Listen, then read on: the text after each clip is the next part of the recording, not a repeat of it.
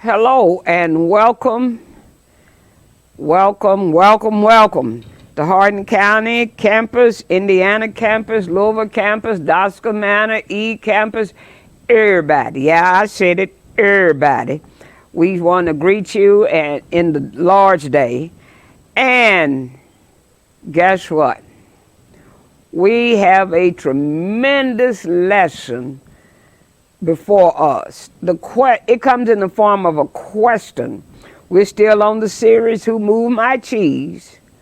What would you do if you were not afraid? Wow. What would you see? We hate change. We don't want anything to change.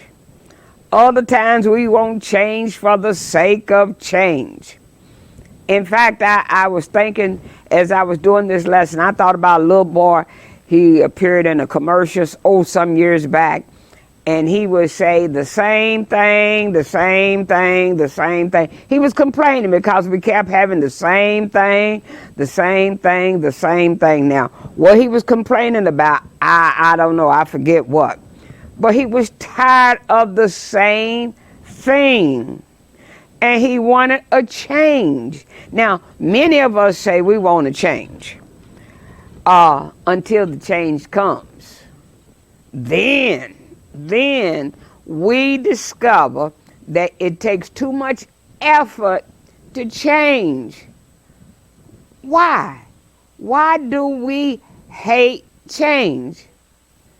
Because we don't know what and where it will lead us. So we are afraid of change. That's what happened. Sniff and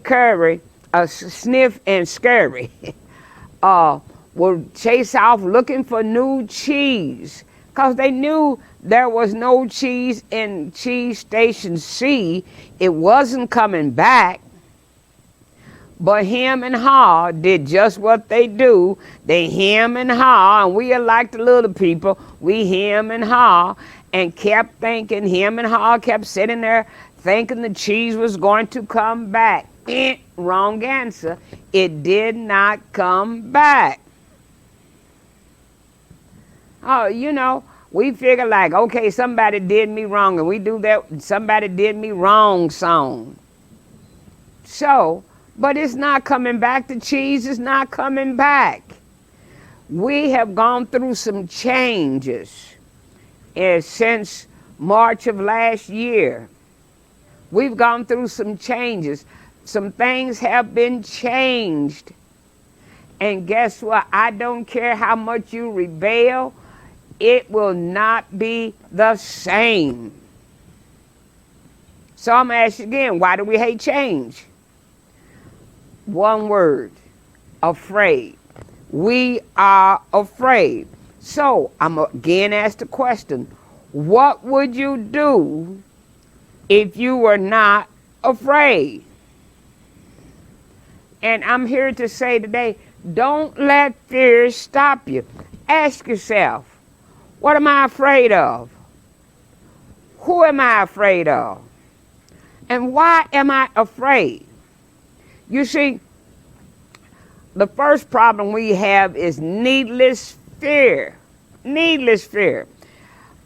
In the book, Scared to Life, the writer tells us that 60%, listen to this, 60% of our fears are unfounded. They have no basis. 20% of our fears, things that we fear, are already behind us.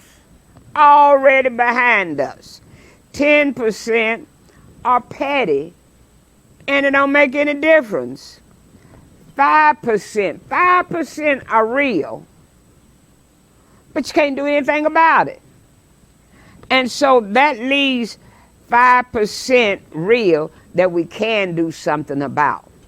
So why not dwell on what you can handle? Jesus in Matthew chapter 14, 27 through 30 says this. But Jesus spoke to them at once. Don't be afraid, he said. Take courage. I am here. Then Peter called to him, Lord, if it's really you, tell me to come to you. Walking on the water. Yes, come, Jesus said. So Peter went over the side of the boat and walked on water towards Jesus. But when he saw the strong wind and the waves, he was terrified and began to sink. Save me, Lord, he shouted. Now, so change means that we need to get out of the boat. Get out of the habit of doing the same thing, the same thing, the same thing. See, many times we talk about Peter, and that's one of Peter's failures, that he got out of the boat and he couldn't walk on the water. He began to sink. But see, we talk about Peter's lack of faith. He stopped looking at Jesus. But here it is. He got out of the boat. Now, you can't take that away from Peter. He got out of the boat. And some of us, we need to get out of the boat. But what we need to do, we need to keep our eyes on Jesus. And that's what it said. So Peter went over the side of the boat and walked on water towards Jesus. But when he saw the strong wind, so that says to me that he had to look away. And many times when he was walking on water, he probably thought, "Woo, look at me, I'm walking on water." And many times when we are successful, we succeed at something, we get the big head and we take our eye off of Jesus. But we need to keep our eyes on Jesus. But look at Peter. Just as soon as he started going down and he was terrified and began to sink, what did he do? He cried out. So we need to know who to call on when things seem to go wrong. Now look, he said, and his prayer was short. Lord, he said, save me, Lord. I was getting ready to say, he said, Lord, save me. Same thing, 3 words. He didn't go all around Robin Hood's barn, God of Abraham, Isaac, and Jacob, he who flung the stars in the sky and set the moon a-blazing, he who changes the seasons and the weather, who knows my coming and my going. He said, save me, Lord. He didn't have time. He drowned going through all of that. So we know who to call on when things go wrong and what to say. Look what Psalms 41 said. I waited patiently for the Lord to help me. And he turned. I like that. I love this verse. He turned to me and heard my cry. It's almost if he was waiting on somebody else, but he heard me and he turned. Said, I got Geneva in trouble over here.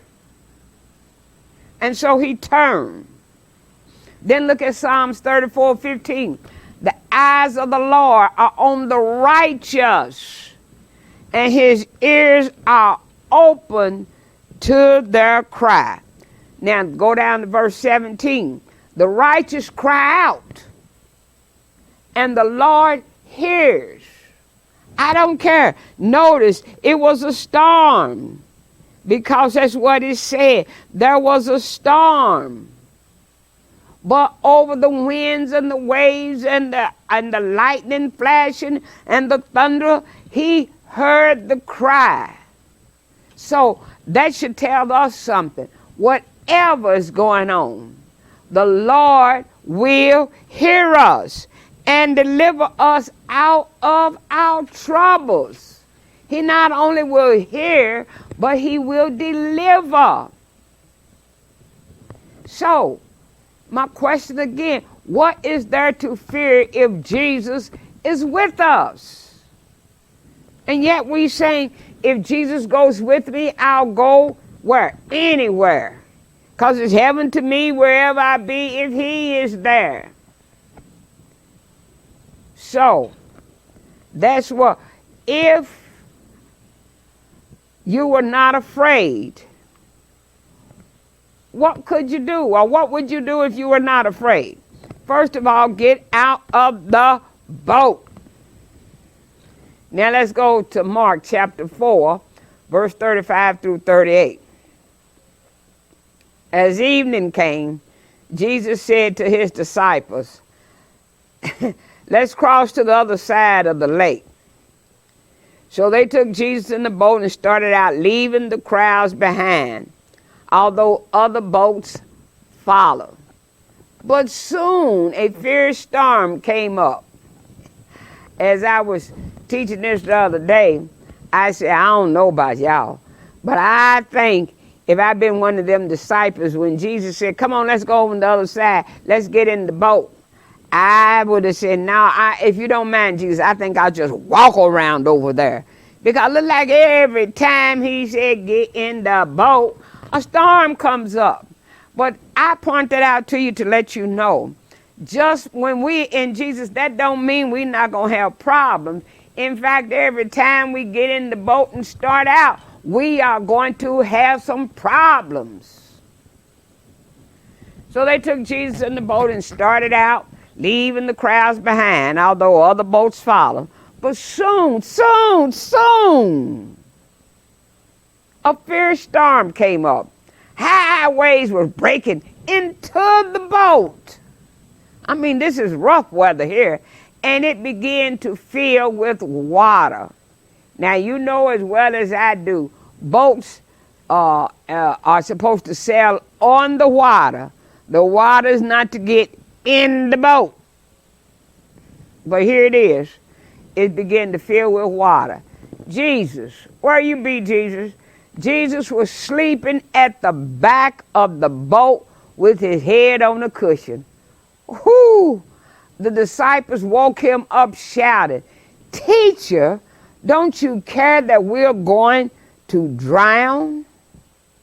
So now, let's take a look at this. Change means, when you're going to change, make some changes. Change means that we need to realize a couple of things. Storms can and will come into our lives. Storms can and will come into our lives. And a lot of times they don't give you a warning. Now, you know, sometimes you're watching television and they break through and they say the National Weather Service says a storm has been spotted. It doesn't always happen that way in our lives. The sun just goes behind the cloud, the telephone rings, the doorbell, somebody knock on the door, and all of a sudden, we're in a storm. All of a sudden, we're in a storm. But we need to remember this. In this passage we look at, we are in the boat with Jesus. And nothing. This is the time. And I've learned this one real good and clear. Because no water can swallow the ship where lies the master of ocean and earth and sky. And if he lies in you, you be the boat. If he's in you, no water can swallow the ship, you, the vessel where it lies, the master of ocean and earth and sky. They all shall sweetly obey his will. And he stood up and said, peace, be still, be still. And I'm sure not only was he talking to the winds and the waves, but he was talking to the disciples as well. And he tells us as well, peace, be still, be still. So, needless fear, even though change may frighten us, remember man's extremity is God's opportunity to work in our lives. See, it gives God an opportunity to work. Look at Psalms 116 and 6. The Lord protects those of childlike faith. Now it said childlike faith. It didn't say childish faith. Childlike faith. I was facing death, and look at that. And he saved me. There it is. Mark 9, 17 and 18. One of the men in the crowd spoke up and said, "Teacher, I brought my son so you could heal him. He is possessed by a spirit that won't let him talk." Won't let him talk. And then whenever this spirit sees him, it throws him violently to the ground. Then he foams at the mouth and grinds his teeth and becomes rigid. So I asked your disciples to cast out the evil spirit, but they couldn't do it. Now, they couldn't do it. Why? Because they failed. Because when you go back to that and read it, that's when Jesus said, "Why did you doubt? O ye of little, if you have faith the size of a grain of mustard seed, you can, lying within you, you can say, mountain, move from here to here." So when we got Jesus with us, we don't need anybody else. Look at Acts 12 and 6. The night before Peter was to be placed on trial, he was asleep, fastened with 2 chains between 2 soldiers. Others stood guard at the prison gate. What am I saying? See, when we are at our extreme, God gets to shine in our life. So, here was Peter in jail. Keep on reading and you'll see how God is going to shine, because he's going to send the angel, slap Peter upside the head, wake him up, get him just to walk right on out of the jail. Because the church was praying, for one thing. Then in Mark, Jesus says to this dad, "Do you believe?" He said, "Yes, I believe. Help my unbelief." And Jesus cured him. So guess what? When you are at your lowest, look for Jesus.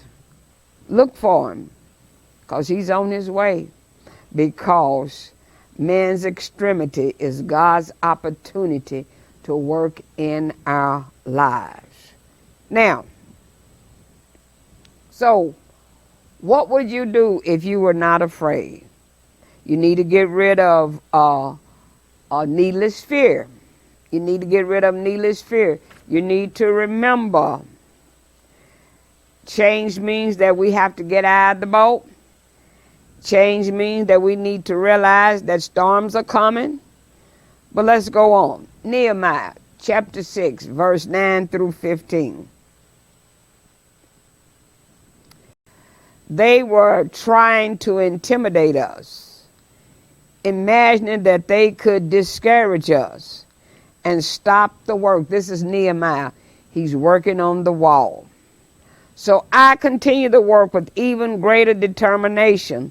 Later, I went to visit Shammah, son of Delima, and grandson of Mahadabah, who was confined to his home. He said, "Let us meet together inside the temple of God and bolt the doors shut. Your enemies are coming to kill you tonight." But I replied, should someone in my position run from danger? Should someone in my position enter the temple to save his life?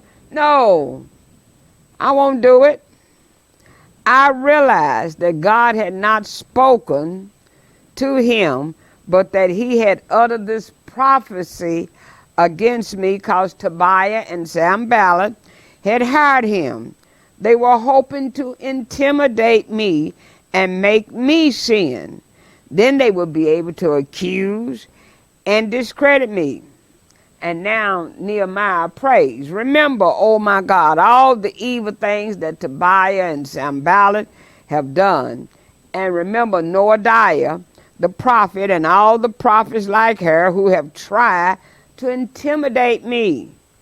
So on October the 2nd, the wall was finished, just 52 days after we had begun. So, what does this mean? What does that got to do with our lesson? Change means that we will face opposition. And you may as well realize opposition, let me say this, opposition don't come if you're not doing anything. Let me say it again. Opposition don't come when you're not doing anything. But just get ready to do something. You start working for the Lord. You start getting busy, and opposition is going to come. Opposition is designed to discourage you. And when we say when something discourages you, it just takes the heart out of you. And that's what opposition is for. And that's what happened to him. When the cheese was gone, it just took the heart out of him. He became so discouraged until he sat down and he said, and demanded, whoever took my cheese, bring it back. Because he was disheartened. Then he became depressed. Har became depressed with him too. Har became depressed, and they both sat there. Yeah, two depressed people, what are they going to do? Look at each other, keep whining to each other, until Har thought, okay, it's time for me to get up. I'm going to let him just sit here. But the cheese is not coming back. I need to go find some cheese. So opposition will discourage you, will depress you, but it also will test you. It will test you. Are you going to sit here, or are you going to get up? What are you going to do? And Nehemiah teaches us that when opposition comes, because it's going to come, 3 things we need to do. Stay focused, stay faithful, stay firm. Now let me go back. Stay focused. Oh, some years ago, it's been pretty good. Wow. Could be about something like 12, 15 years ago for all I know. Dr. Cosby said this is what focus stands for. F. First things first. So if you're going to stay focused, put first things first. O. Put other things second. So you got to prioritize things. Everything can't be first. So what isn't first comes second. It's later. C. Cut out the unnecessary. See, some things are not necessary and that we keep on carrying around, but it's not necessary. U. Unite behind the goal. Unite. And then S. Stay on track. And that's what focus is. So when opposition comes and you're looking for the cheese, stay focused. Stay faithful. Don't just say, I just give up. I'm just not going to fool with this. Stay faithful. Stay firm. Don't let anybody turn you around. Don't let it. So, now, worldly cares. Don't let don't let needless fear stop you. Don't let worldly cares stop you. Now, worldly cares, why not? Because number one, worldly cares are profitless. You don't gain anything by worrying. Didn't I tell you at the beginning of the lesson, 60% of the things that we worry about, they ain't got no merit to it anyway. And so it's profitless. Psalms 39 and 6 says, surely everyone goes around like a mere phantom. In vain they rush about, heaping up wealth without knowing whose it will finally be. Because let me tell you this, I'm going to tell you who it won't be. You can heap up all the wealth you want to, and you can go and tell the folks out there, the, what's his name, Trumps and all of those folks, tell them they cannot take it with them. A Brinks truck is not in the funeral procession. Now, if you want to put it in the funeral procession, put your body in the Brinks truck and bury it, I guarantee you somebody gonna dig you up. Somebody gonna dig you up. You can't take it with you. And you certainly can't buy your way into heaven. Matthew 16:26 says this, for what is a man profited if he shall gain the whole world and lose his own soul? Woo! What have you profit if you gain the world? While I'm on the world, or while I'm in the world, I got everything I need. And then open my eyes in hell and I'm living next door to some of you folks that I don't want to live next door to. If a man should gain the whole world and lose his own soul, or what shall a man give in exchange for his soul? So, worldly cares are not only profitless, but it drives away sleep. Those who work hard sleep in peace. It is not important if they eat little or much. It don't, I worked hard, I'm tired, I'm ready to go sleep. And they can sleep, but, you gotta watch those buts. But, the rich people worry about their wealth and cannot sleep. See, I don't have to worry about what somebody gonna do because I ain't got nothing. Anybody take my purse, they probably bring it back to me and say, I'm sorry. Because they're gonna say, this woman got less than me. There it is. But the only thing that I can tell you, I got Jesus. And that's enough. Look at Job 7:4. When I lie down, I think. See, when worries, cares drive your sleep away, look what they say in Job. When I lie down, I think, how long until I get up? The night is long, and I toss until dawn. So, worldly cares mars the peace at home. It breaks up the peace at home. Now look, and Martha, Luke 10:40 tells us, but Martha was busy with all the work to be done. She was busy.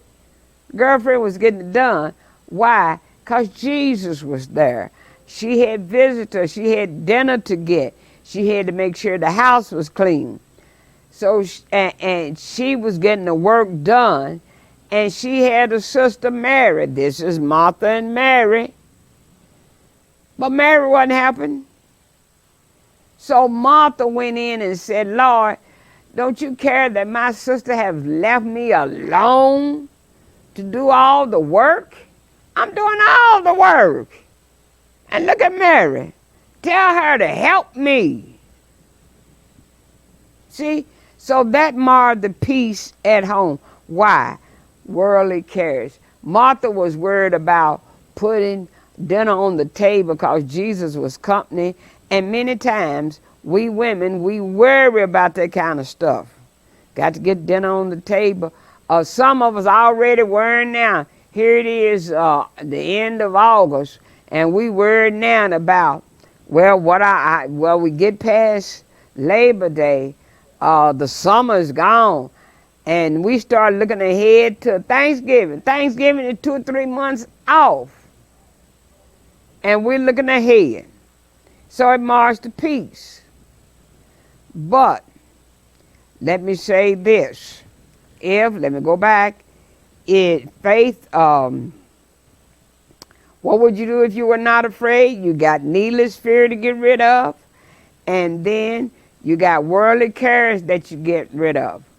But you also need to understand your faith will be tested. Did you hear what I said? Your faith will be tested. When the cheese moves, our faith gets tested. Excuse me a minute.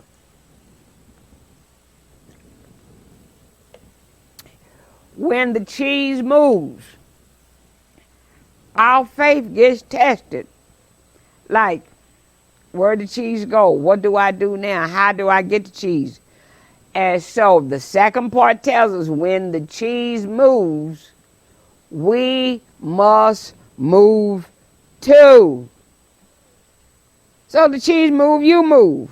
That's what when Abraham wanted, the Lord said to Abram, leave your country, your relatives, your father's family, and go to the land I will show you. I will make you a great nation, and I will bless you. I will. You see all the I wills? I will make you famous, and you will be a blessing to others. I will bless those who bless you, and I will place a curse on those who harm you. And all the people on earth will be blessed through you. So, first of all, you got to be like Abraham and move, because the cheese has been moved. God said to Abraham, move. Then there's Joshua. Look at Joshua chapter 1, verse 1 through 5. After the death of Moses, the servant of the Lord said to Joshua, son of Nun, Moses' aide, Moses, my servant, he dead. He not coming back. Now then, you and all these people get ready to cross the Jordan River into the land I am about to give to them, to the Israelites. I will give you every place. Now look what God said. This is the cheese. You want the cheese? Here it is.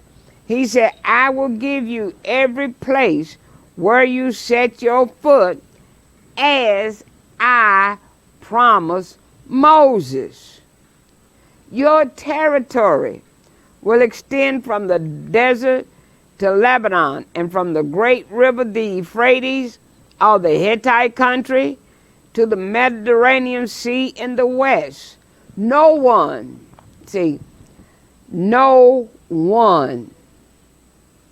nobody will be able to stand against you all the days of your life. As I was with Moses, so I will be with you.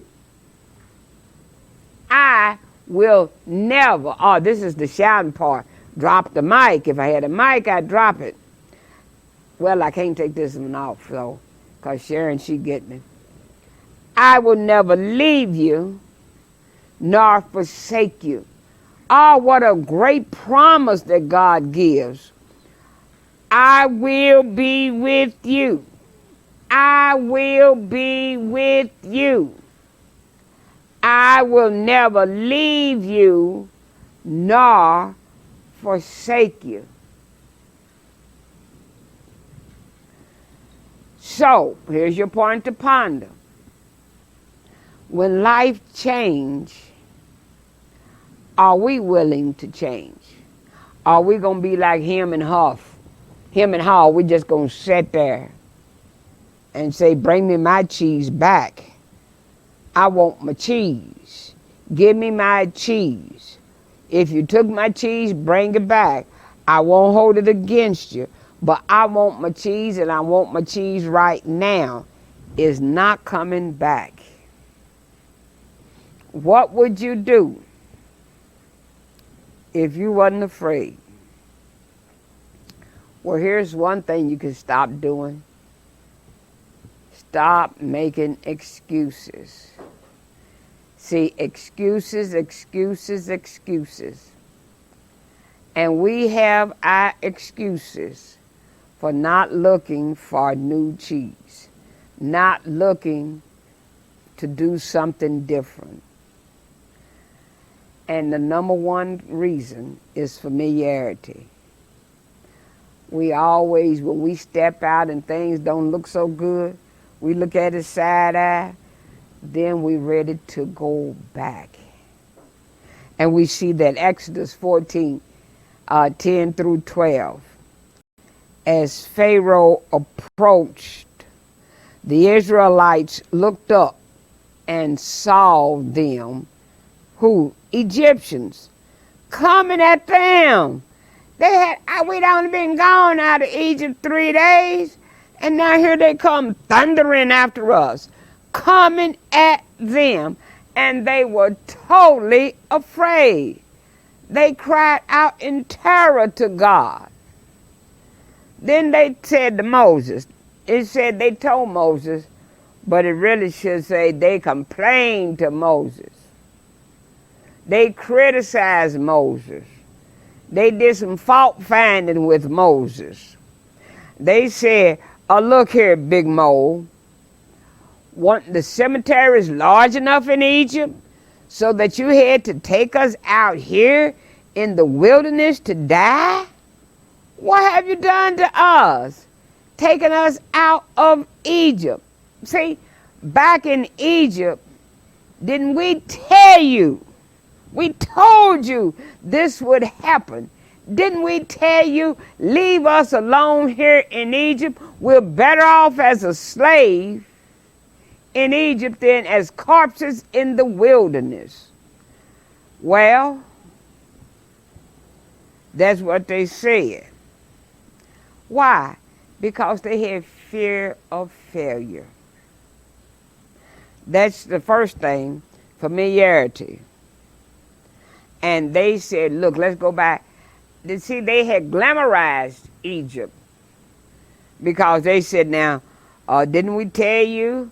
Look what you've done to us. Back in Egypt, we had a chariot in every driveway. We had a chicken in every pot. We had all the bricks that we need. We told you, leave us alone. We don't want to do this. So, and now, what's our second reason for excuse, rather? Because we have fear of failure. So let's look at faith versus fear. Faith means trusting Him in the shadows as well as in the sunshine. Faith means believing Him when the going gets tough as well as when the going is easy.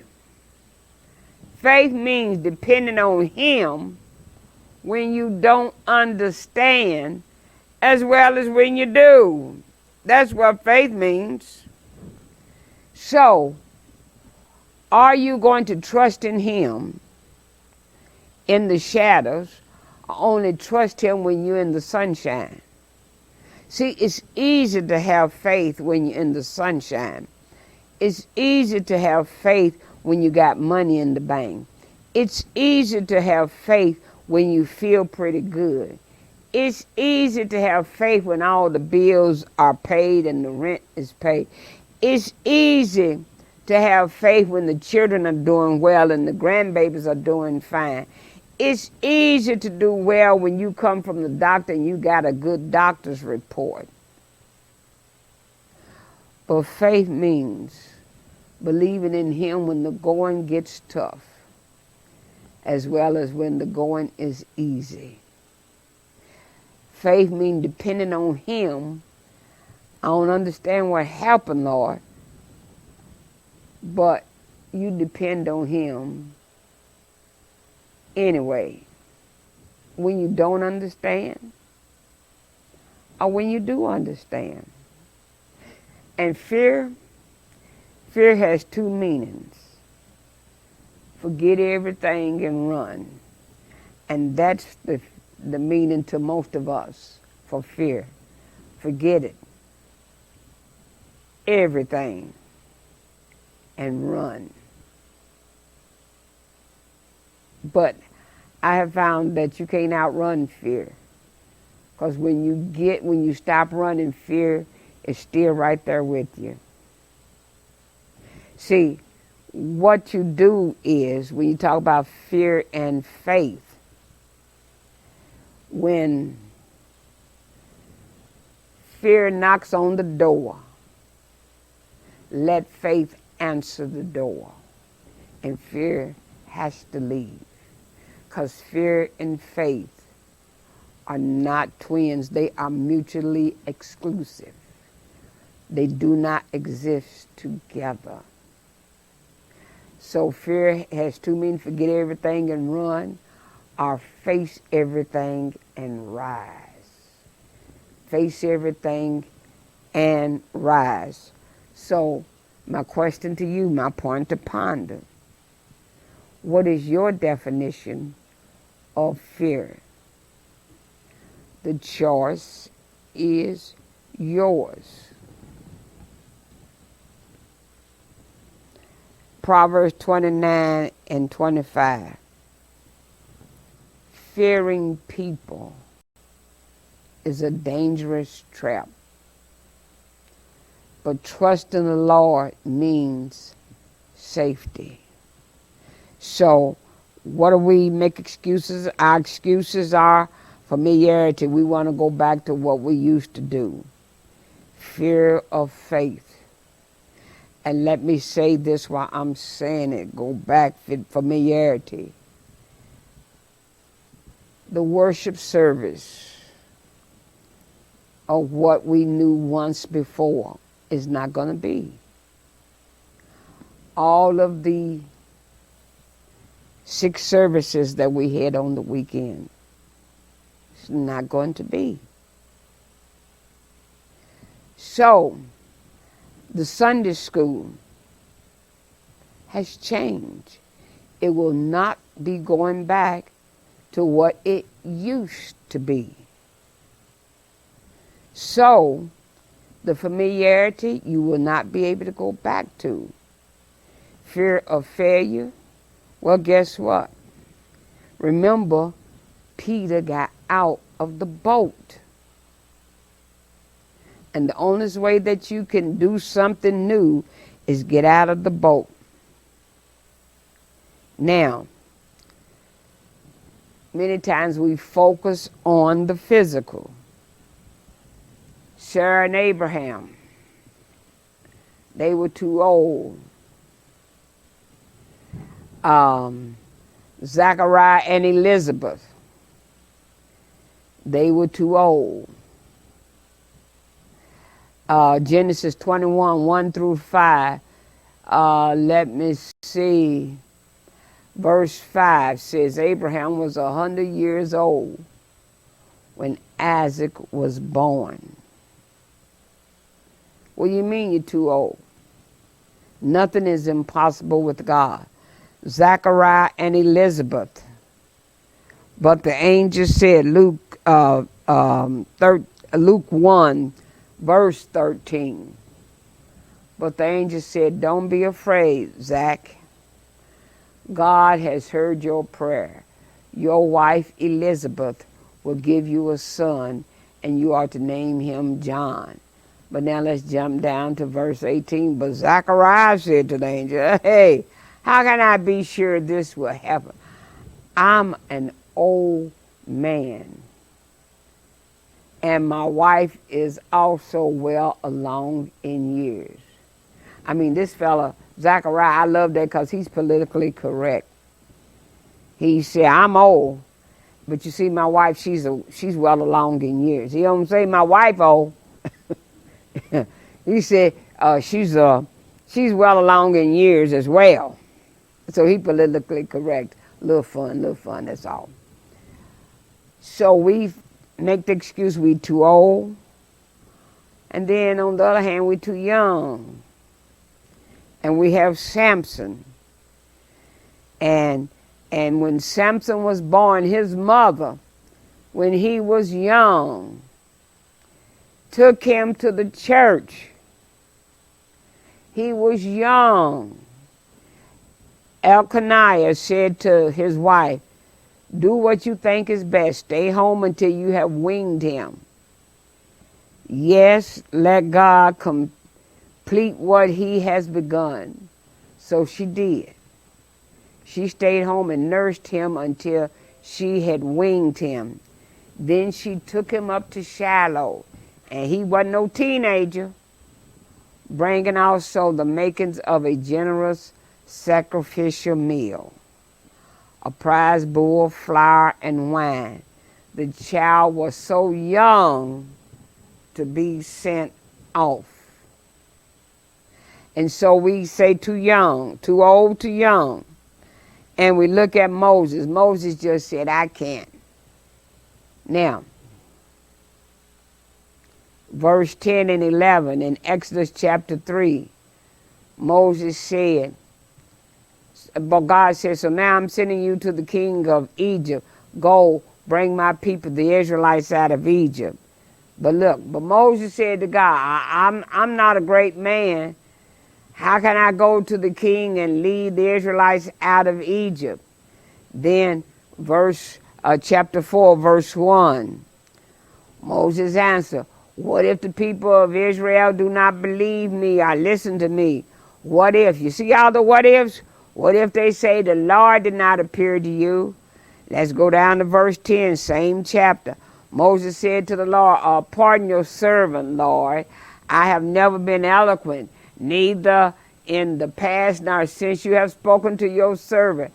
I'm slow of speech and tongue. And then down into verse 13, same chapter, Moses just finally says what the problem is.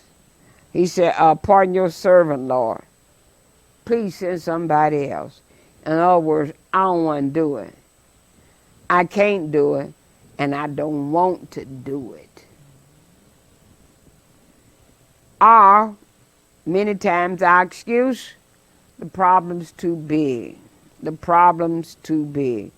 And that's what we have with Goliath. He's too big. He was a champion from Gath named Goliath. He was about 9 feet, 4 inches tall. He came out of the Philistine camp.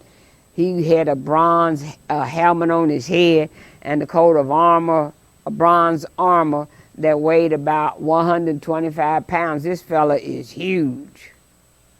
He wore bronze protectors on his legs, and he had a bronze spear on his back. The wooden part of the large spear was like a weaver's rod, and his blade weighed about 15 pounds. I can't even imagine. And the officer who carried his shield walked in front of him. The problem, many of us, we don't want to tackle the problem because it's too big. And other times, we go back. Moses said, I can't. Or we think we're the wrong nationality, the wrong sex, the wrong whatever.